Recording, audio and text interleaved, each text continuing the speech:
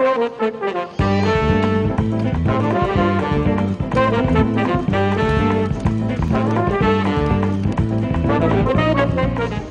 mungkin kalau sepatu roda ini kayaknya anak-anak lebih suka gitu ya, karena mungkin pertama asik dulu, fun dulu gitu. Nanti kalau udah bisa mungkin saya masukin klub, mereka lebih asik gitu, lebih enjoy gitu.